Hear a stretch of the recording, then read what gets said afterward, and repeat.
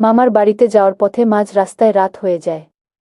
তখন আমি একটা রিজার্ভ অটো গাড়ি ভাড়া নিলাম যাতে আমি দ্রুত চলে যেতে পারি।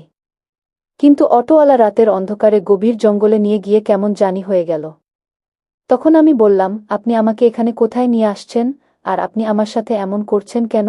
তখন সে আমাকে বলল, এই শুনো, তোমাকে এখানে কেন নিয়ে আসছি তুমি জানো না? আমি বললাম, না। তখন আমাকে সে বলল, আমার তোমাকে খুব ভালো লাগছে। আমি তোমার সাথে একটু সময় পার করতে চাই। আমি বললাম, ভাইয়া আপনি এসব কি বলছেন? আমি এই রাতের বেলা রাস্তাঘাট চিনি না বলে আপনি একটা নির্জন জায়গায় আমাকে নিয়ে এসে এসব কিছু চান? আপনার লজ্জা করল না? আপনার ঘরে কি কোনো মা বোন নেই?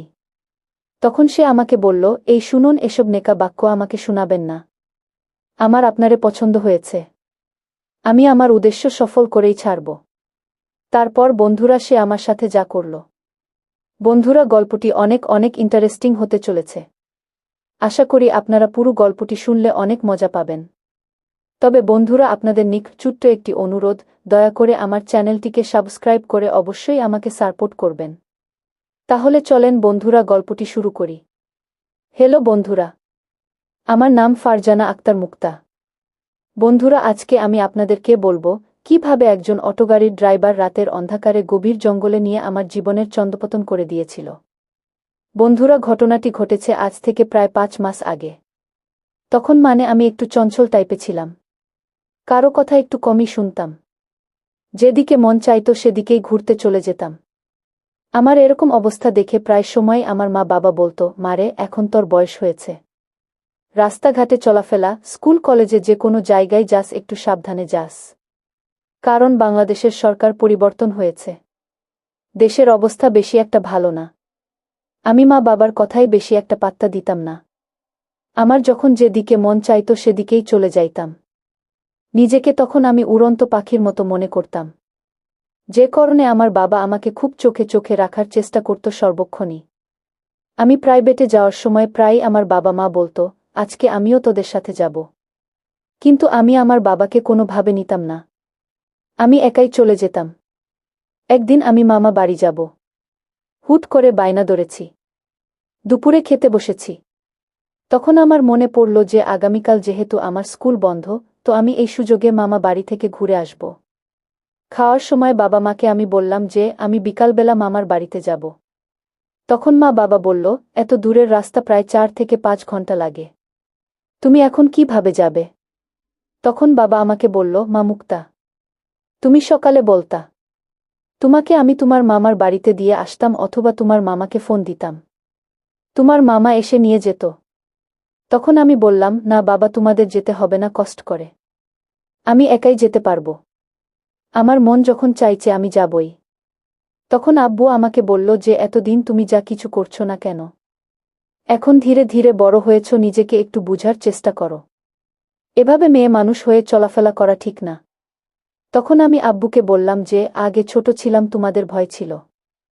এখন তো আমি বড় হয়েছি। তাহলে কেন ভয় করছো? আমি তো নিজে চলতে পারি। আমি কি এতই বোকা? তখন আব্বু বলল যে মেয়েরা বোকা হতে সময় লাগে না। তুমি হয়তো মা বুঝতে পারছো না। যখন হবে তখন বুঝবা। তখন আমি আব্বুর কথা মানছিলাম না। আমি বললাম, তুমি যতই যাই বলো, আমি ঠিকই চলে যাব। আর আব্বু আম্মুকে বলে গেল যে সে যেন আজকে না যায়। আগামীকালকে আমি বেড়াতে নিয়ে যাবা আমার মেয়েকে এবং চলে আসব। আমি আব্বুর কথায় চুপচাপ করে কথাগুলো শুনে রাখলাম। কিছু বললাম না। তখন খাওয়া দাওয়া শেষ। তারপর আমি বায়না ধরলাম যে আম্মু, আমি চলে যাব। বিকালে যাব বলে সব কিছু রেডি করে বসে আছি। আমাকে যেতে দাও। তখন আম্মু না বলছে। আমাকে যাইতে দাও। ভাড়ার টাকা দেবে না। আব্বু আম্মু টাকা না দিলে পাবো কোথায় থেকে? তখন ইনকাম করি না। তখন আম্মু আমার মুখে দিকে তাকিয়ে বলছে, ঠিক আছে, টাকা দিচ্ছি। তুমি যাও, তবে সাবধানে যেও। আর যেতে যেতে তো রাতও হতে পারে। তখন আমি বললাম, চিন্তা করো না। গাড়ি ঘোড়ার রাস্তায় রাত হলেও কোনো সমস্যা নাই। আম্মুর কাছে বলে বাসায় থেকে বের হয়ে গেলাম, আব্বু যেহেতু বাসায় নাই। এই ফাঁকে আমি বাসা থেকে বের গিয়েছি। তারপর আমি রওনা হলাম। রওনা হয়ে চলে গেলাম বাসের রাস্তা শেষ হয়েছে যেখানে।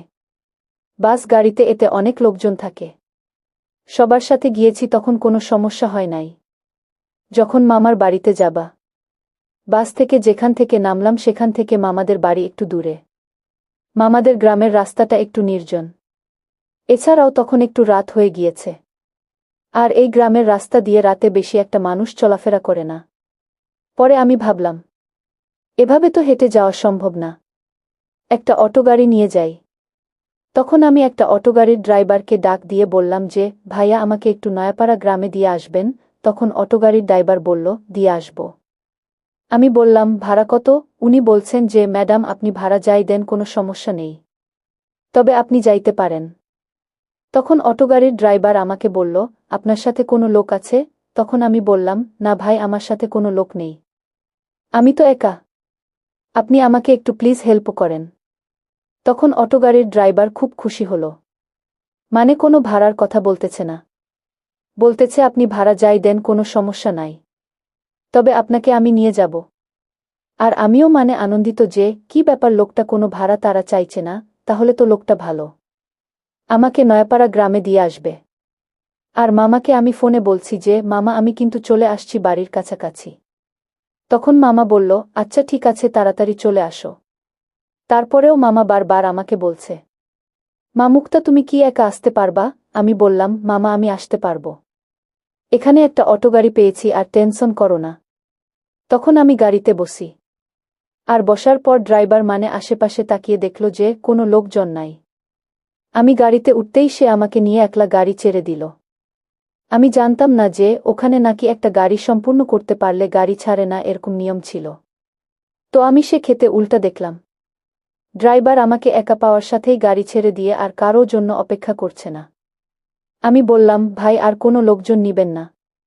তখন সে বলছে যে না, আর কোনো লোকজনের দরকার নাই, তোমাকে দিয়ে আসব, পারলে ম্যাডাম আমাকে কয়েক টাকা ভাড়া বাড়িয়ে দিয়েন। আমি বললাম, আচ্ছা ঠিক আছে। আমি আরও খুশি যে আমি তো খুব তাড়াতাড়ি পৌঁছাতে পারবো, কারোর জন্য অপেক্ষা করতে হবে না। তখন সে যাইতে যাইতে আশেপাশে মানে খুবই নির্জন এলাকা আর জঙ্গল, কোনো লোকজন নেই, মানে একটা ভয়ঙ্কর পরিস্থিতি। তো আমার সাহস ছিল যে ড্রাইভার তো আমার সাথে আছেই, আর সাথে মোবাইলের লাইট আছে বা গাড়ির লাইট আছে, তাহলে ভয়ের কি আছে? এই রাস্তা তো আমার চেনা। এক কথায় মামার বাড়ির এলাকার মামাদের ভয়ে কেউ কিছু করতে পারবে না। মামার বাড়ির আবদার তো বুঝে নেই। তখন আমি যাচ্ছি। যাইতে যাইতে সামনে 4 রাস্তার মোড় পড়ল। তখন আমি সোজা বাম দিক দিয়ে যাব। ড্রাইভার আমাকে বাম দিকে না নিয়ে উল্টো ডান দিকে নিয়ে যাচ্ছে। তখন আমি বলতে লাগলাম, ভাইয়া আমি আইডিয়া করছি, তবে রাত্রের লোকেশন তো আমি বুঝতে পারতেছি না, তবে আমার মনে মনে মনে হয় মামাদের বাড়ি রাস্তার বাম দিকে। তবে আপনি আমাকে কেন রাস্তার ডান দিকে নিয়ে যাচ্ছেন? তখন সে বলছে, না, ডান দিকে গেলে খুব তাড়াতাড়ি পৌঁছাতে পারব। আমি মনে করলাম, হতেও পারে যেহেতু নতুন রাস্তাঘাট হয়েছে বা সে নিয়ে যাচ্ছে, নিতে নিতে একটা নির্জন বা জঙ্গলে নিয়ে যাচ্ছে, নিয়ে ওখানে গাড়িটা দাঁড় করিয়ে ফেলছে। তখন আমি গাড়ির ড্রাইভারকে আমি বললাম, আপনি আমাকে এখানে নিয়ে আসলেন কেন?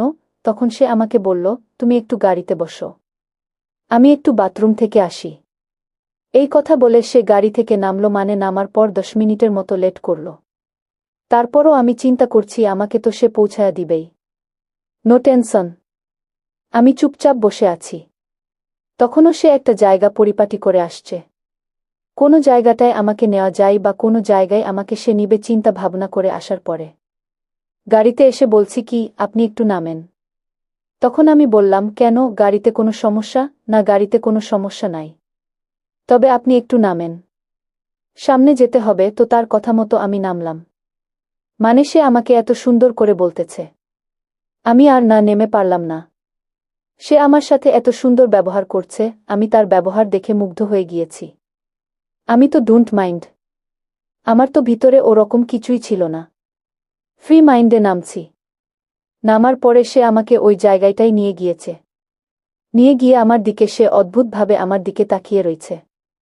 আমি তার চোখের তাকানো দেখে মনে মনে অনেক ভয় পাচ্ছি, কিন্তু আমি তাকে বুঝতে দিচ্ছি না। আমি তখন রেগে মেঘে গিয়ে বলছি, কি ভাইয়া, আপনি আমাকে এখানে কেন নিয়ে আসলেন? আবার আপনি আমার সাথে এমন করছেন? তখন সে আমাকে বলল, এই শুনো, আমি তোমাকে এখানে কেন নিয়ে আসছি তুমি জানো? আমি তখন বললাম না। তখন আমাকে বলল, আমার তোমাকে অনেক ভালো লাগছে। আমি তোমার সাথে একটু সময় পার করতে চাই। আমি করলাম, ভাইয়া আপনি এসব কি বলছেন? আমি এই রাতের বেলা রাস্তাঘাট চিনি না বলে আপনি একটা জঙ্গলে নিয়ে এসে এসব কিছু চান? আপনার লজ্জা করল না? আপনার ঘরে কি মা বোনে নাই? তখন সে আমাকে বলল, এই সব নেকা বাক্য বলে লাভ নাই। আমার আপনাকে পছন্দ হয়েছে। তার মানে আমি আমার উদ্দেশ্য সফল করেই ছাড়ব। তারপর বন্ধুরা, আমি তাকে বললাম, দেখুন আপনি যদি আমার সাথে এরকম করেন তাহলে কিন্তু আমি চিৎকার দিয়ে মানুষজন ডাকব। তখন সে বলল, তুমি তো তোমার মামার বাড়ির এলাকা কেমন ভালো করেই জানো। আর তোমাকে আমি যে জঙ্গলে নিয়ে এসেছি আশেপাশের মানুষ তো দূরের কথা, তোমার ডাকে একটা কাক পাখিও আসবে না। তার চেয়ে বরং আমি যা বলছি তুমি সেটা মেনে নাও। তারপর আমি বললাম, আপনি যেটা বলছেন সেটা আমি কেন শুনব? আমি বললাম, দেখুন, আমি কিন্তু এমন ধরনের মেয়ে না। আমি আপনাকে ভালোই ভালোই বলছি, আমাকে ছেড়ে দেন, নইলে কিন্তু এর ফল ভালো হবে না। তখন সে আমাকে একটা জোরে চড় মেরে বলল, তুই যদি বেশি বাড়াবাড়ি করিস তাহলে তোর অবস্থা খুব খারাপ হবে। অবশেষে আমি ভয় পেয়ে বললাম, আচ্ছা ভাইয়া, আপনি যা চাইছেন আমি তাই দিব। কিন্তু আমি এই রাতের বেলায় আমি কই যাব? আপনি দয়া করে আমাকে মামাদের বাড়িতে পৌঁছে দিবেন। তখন সে বলল, তুমি যদি আমার উদ্দেশ্য পূরণ করো তাহলে আমি কথা দিলাম তোমাকে তোমার মামাদের বাড়িতে পৌঁছে দিব। তারপর বন্ধুরা, সে তার সব কিছুই আমার কাছ থেকে বুঝে নিল। কি বলবো বন্ধুরা, নিজেকে খুব অসহায় লাগছিল। জীবনের প্রথমবার এই রকম ধরনের সমস্যার সম্মুখীন হলাম। কিন্তু আমার কিছুই করার ছিল না। আমাকে বাধ্য হয়ে সব কিছুই করতে হয়েছে। বন্ধুরা, সে তার কাজ করার পর আবার আমার সাথে খুব সুন্দর ভালো আচরণ করতে লাগল। আমি ভাবলাম যা অবশেষ মামার বাড়িতে যেতে পারব। কিন্তু সে আমাকে মামার বাড়িতে যাওয়ার কথা বলে সে মামার বাড়িতে না গিয়ে মামার বাড়ি থেকে অনেক দূরে নিয়ে একটা হাই স্কুলের মাঠের কাছে আমাকে নিয়ে গেল। সেখানে নিয়ে গিয়ে আমাকে বলল, ইশারা দিয়ে বলল, এই যে দেখা যায় ওইটাই আপনার মামার বাড়ির। আপনার 2 মিনিটের মতো লাগবে, হেঁটে চলে যান। সে আমাকে গাড়িতে নামিয়ে দ্রুত বেগে চলে গেল। কি বলবো বন্ধুরা, তখন প্রায় রাত 1টা বাজে।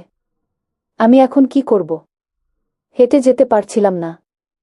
এত একা একা বসে খুব কান্না করছিলাম। তখন একটি মুরব্বি লোক আমার কান্না শুনে বের হলো।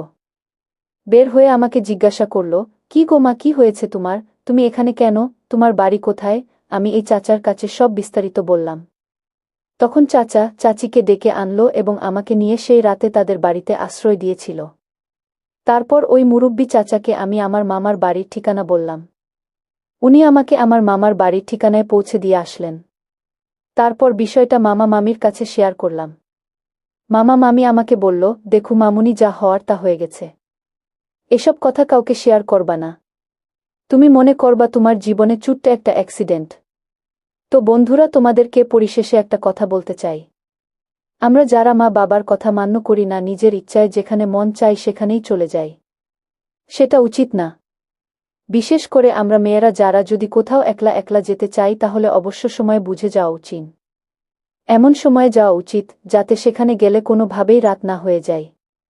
তার বাস্তব উদাহরণ বন্ধুরা, আজকে যদি মা বাবার কথা শুনতাম বা মেনে চলতাম তাহলে আজকে আমার এই পরিস্থিতি হতো না। বন্ধুরা, আজকে এই পর্যন্ত। আবারও আসব নতুন কোনো ভিডিও নিয়ে। ভিডিওটি যদি আপনাদের ভালো লাগে তাহলে একটা লাইক দিন। প্রতিদিন আমি আপনাদেরকে একটা করে নতুন ভিডিও উপহার দিব। তাই আপনাদেরকে অনুরোধ করে বলছি, আপনারা যদি এই রকম ধরনের ভিডিও পেতে চান তাহলে দয়া করে আমার চ্যানেলটি সাবস্ক্রাইব করবেন। পরিশেষে আপনাদের সকলের সুস্বাস্থ্য কামনা করি। ধন্যবাদ।